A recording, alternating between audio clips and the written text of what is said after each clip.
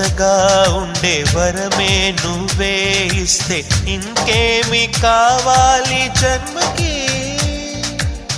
మచ్చలేని చంద్రుడిని మాట రాక చూస్తున్నా, వరస కాని బంధుని చొరవ చేసి అంటున్నా, ఇంకెప్పుడు ఒంటరినని అనరాదని, నీకు సొంతం అంటే నేనేనని.